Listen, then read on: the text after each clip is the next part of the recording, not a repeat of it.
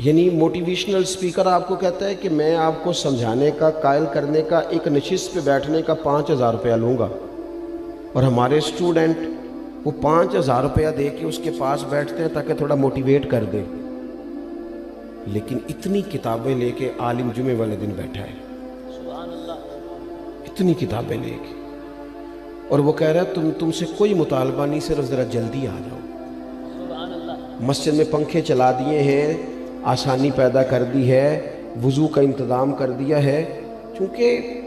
میں آپ کو ذمہ داری سے کہتا ہوں کہ کچھ چیزوں کے لیے بندے کا دل اگر اس طرح کھل جائے نا جس طرح ہونا چاہیے۔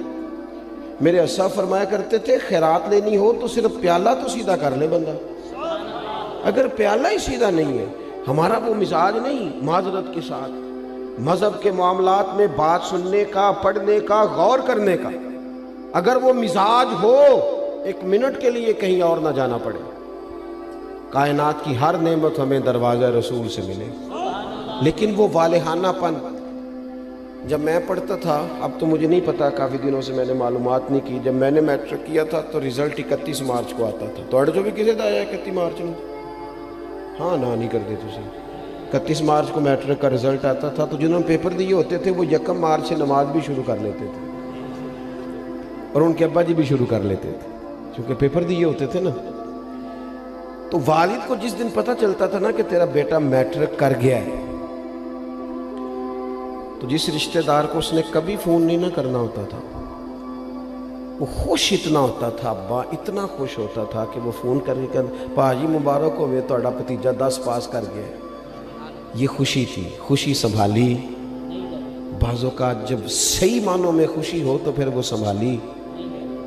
صدقے جاواں واری جاواں یہ اماں ہی کہتی ہے، اور سجدہ بھی اسی کو ہی ہے، لیکن کبھی پتر کا قد باپ کے برابر ہو جائے تو بات ابے سے بھی سنبھالی کوئی نہیں جاتی۔ وہ کہتا ہے اب مجھے خیر ہے میرا بیٹا، وہ الگ بات ہے، بیٹا شادی کے 6 ماہ بعد کہ میں نے علیحدہ ہونا ہے، وہ معاملہ الگ ہے، لیکن باپ بڑا راضی ہوتا ہے کہ قد برابر ہو گیا، پڑھ گیا، قابل ہو گیا۔ صحیح کہہ رہا ہوں، یہ والہانہ پن ہوتا ہے، والہانہ پن رشتوں میں ہوتا ہے، رشتوں کی حساسیت بتاتا ہے، نہ سمجھ آئے تو پھر حضرت انس بن مالک رضی اللہ تعالیٰ عنہ فرماتے ہیں مجھے وہ دن نہیں بھولتا جس دن اللہ کے رسول مکے سے ہجرت کر کے مدینہ طیبہ آئے تھے۔ کوئی حضور کی اونٹنی کے آگے، کوئی پیچھے، کوئی دائیں، کوئی بائیں، کوئی یا محمدہ یا رسول اللہ کا نعرہ لگاتا تھا۔ بنو نجار بڑا قبیلہ تھا، بڑا، وہ قبیلوں میں اعزاز رکھتا تھا، ان کی بچیاں دف لے کے بیٹھ گئیں، خوشی سنبھالی نہیں جا رہی، وہ ننھی بچیاں جو بیٹھ کر وہاں دف بجاتی تھیں، رسول پاک کی جانب اشارے کر کے گاتی تھیں اور کہتی تھی ہمیں معمولی نہ سمجھنا،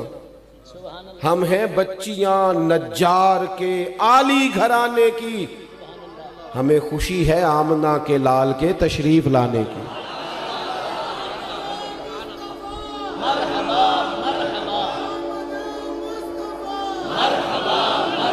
تھوڑا سا نا اس میں والہانہ پن پیدا کریں، بس والہانہ پن، کسی ایک چیز کو بھی میلاد میں رسم نہ بنائیں۔ ساڑی مسیح تے محفل نہ ہوئی تے بندے کی آکھن گے، یہ بات چھوڑ دیں، بندے نے آکھن لی محفل کرانی، یہ تو رب رسول کی رضا والا کام ہے، اور اس میں سے رسومات اور قیود بھی نکال دیں۔ اتنی مہنگی محفل کر دی ہے، غریب آدمی ہاتھ ہی نہیں ڈال سکتا محفل کو، اتنی مہنگی، اتنے موٹے خرچے آنے والوں کے۔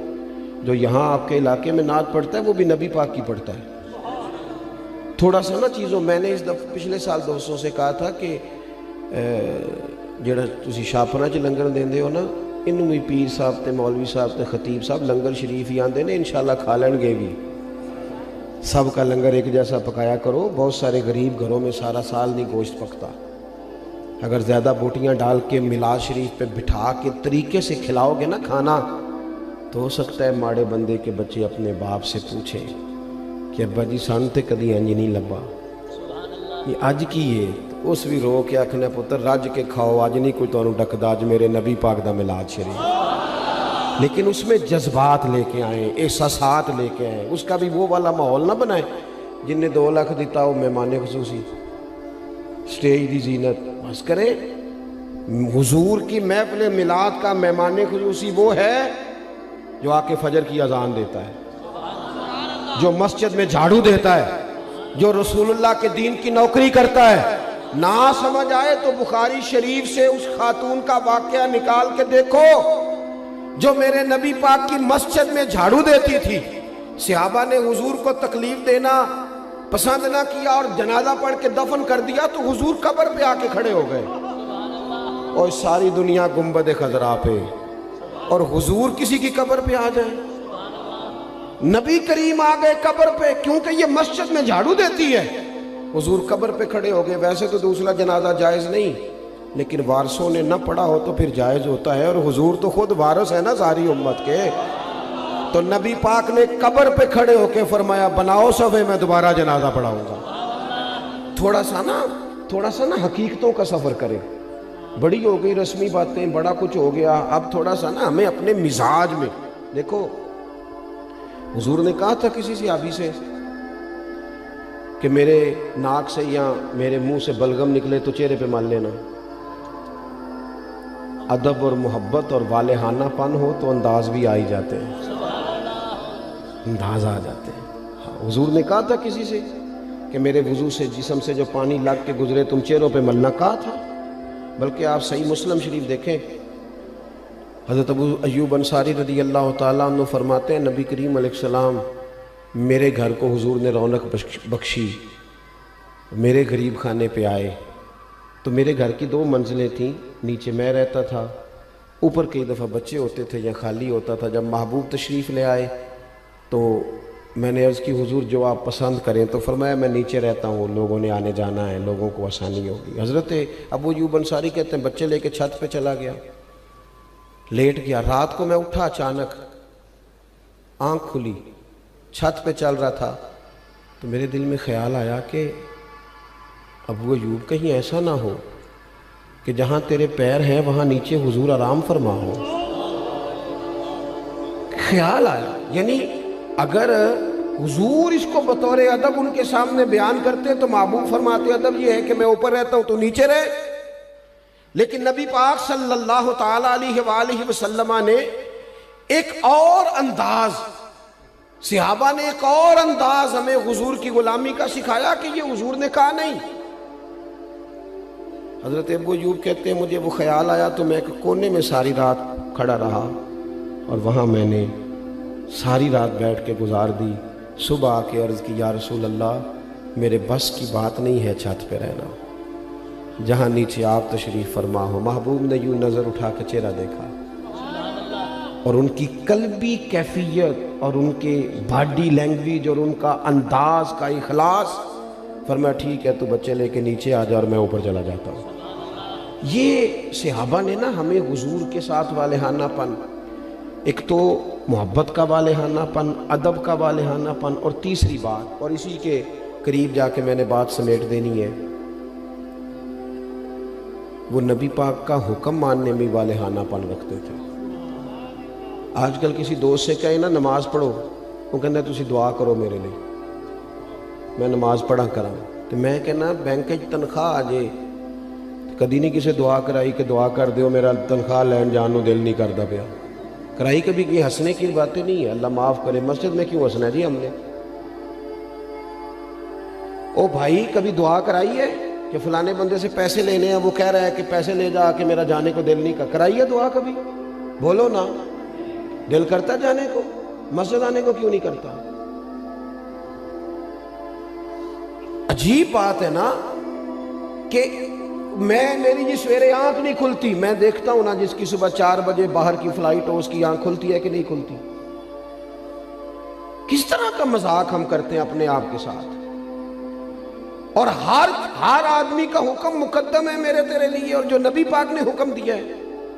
میں کسی غیر سے جا کے کہوں کہ چہرے پہ داڑھی رکھ، نبی پاک کی سنت ہے نا، تو حضور کے غلام سے کہنا ہے نا، اور حضور کا غلام کہہ رہا ہے میں ابھی نیک نہیں، میں کیسے رکھ لوں؟ یہ کس حدیث میں لکھا ہے کہ جو پورا نیک ہو وہ داڑھی رکھے گا؟ حلال حرام کے مسئلوں میں جو امت آج تک احتیاط نہ کرے، ہم پاک رسول کے ماننے والے ہیں۔ نبی پاک نے اپنے مقدس قدموں کی برکت سے اس امت کو پاکیزگی عطا فرمائی ہے، کیسے لقمہ حرام ہمارے منہ میں جا سکتا ہے؟ کس طرح بھلا؟ طبیعت کیسے گوارا کرتی ہے؟ مجھے بتاؤ نا، آپ سے سوال پوچھتا ہوں، آپ کی توجہ ہے میری بات پر؟ گوشت پکا ہوا ہو نا بڑا بہترین بکرے کا، اور مسالہ بھی مرضی کا ہو، بندہ 2-3 لقمے کھا لے اور مزہ بڑا آیا، تو پھر ایک بندے نے کہہ دیا کہ یہ نا صدقے کا ہے، آپ کے منہ میں اس کا ذائقہ بدل جاتا ہے۔ صحیح کہہ رہا ہوں؟ جس طرح آپ کے منہ میں، اور اگر کسی نے کہہ دیا یہ تو مردار ہے، ذبح ہی نہیں کیا گیا تھا، تو ہو سکتا ہے الٹی بھی آ جائے، کہہ کر دے کہ یار یہ ٹھیک نہیں۔ تو میرے بھائی، جس طرح اس پر کہہ آتی ہے نا ایک لقمے پر کہ یہ حرام ہے، اس طرح تیرے پاس جب 50 لاکھ حرام کا ہے اس پر بھی کہہ آنی چاہیے، اس پر بھی تجھے الٹی آئے، تجھے گھن آئے۔ حضور نے اس طرح تزکیہ کیا، یتلو علیکم آیاتنا ویزکیکم، اس طرح تزکیہ کیا تھا کہ ان کے قریب کوئی شے ناجائز آ سکتی نہیں، سوال ہی پیدا نہیں ہوتا تھا، ذہن سازی ہو گئی تھی۔ آج، اور پھر آپ کو ایک بات اور عرض کروں، نبی کریم صلی اللہ تعالیٰ علیہ وسلم نے چاند کے 2 ٹکڑے کیے، ڈوبا ہوا سورج موڑا، پتھروں درختوں نے حضور کا کلمہ پڑھا، لیکن یہ ساری شانیں حضور کی بعد میں معروف ہوئی ہیں۔ نبی پاک کی جو بات سب سے پہلے لوگوں کے پاس آئی تھی وہ تو صادق اور امین ہونا ہے۔ ہاں، میٹھا کھانا بھی سنت ہے، لیکن سچ بولنا سب سے بڑی سنت ہے۔ مسواک کرنا بھی سنت ہے، لیکن دل صاف رکھنا سب سے بڑی سنت ہے۔ تو یہ کیا بات ہوئی، چند ظاہری چیزوں پر تو عمل ہو جائے اور اسی کو پورا دین سمجھ لیا جائے، لیکن جو نبی پاک علیہ الصلوۃ والسلام نے معرفت کا نور اور روشنی دی ہے اس پر توجہ نہیں، اور بات ماننے میں بہانے، ہیلے بہانے۔ میں نے دیکھا ہے سیانے بیانے بندے اور مسجد کے حجرے میں میٹنگ ہو رہی ہے، اور انہوں نے کئی مولویوں کی پگڑیاں بھی کھول دی ہیں کہ فلانا کوئی کام نہیں کرتا، فلانا پیر غلط ہے، ان کو ساری تبصرے آتے ہیں۔ نماز کا ٹائم آتا ہے تو ان میں سے بہت سارے لوگوں کو کام یاد آ جاتا ہے، کئی کہتے ہیں میں نے وہاں جا کے پڑھنی ہے۔ یہ کیا صرف لفظوں کا ہیر پھیر ہے؟ صرف ہم نے وہ، میں جاتا ہوں نا، اب تو خیر مشکل ہو گیا ہے زیادہ جانا، ادارے کی مصروفیت بڑھتی جا رہی ہے دن بدن، لیکن میں دیکھتا ہوں کہ 21ویں محفل ہے جی ہماری، بانی محفل بتاتا ہے آپ نماز پڑھتے ہیں کہ نہیں، دعا کرو۔ 21 مولوی مل کے بھی تجھے نیک نہیں کر سکے۔ میں نے کہا آج کے بعد نہ بتانا کسی کو، وہ کہیں گے کس طرح کے لوگ ہیں، 21 بندے آئے اس کے پاس اور ایک کی بھی بات نہیں سن سکا۔ چیزوں کو اصل پہ لائیں، اصل ہوتی ہے، اور بنیادیں ٹھیک نہ ہوں تو پھر آپ عمارتیں کھڑی کریں، کیسے کھڑی ہوں گی؟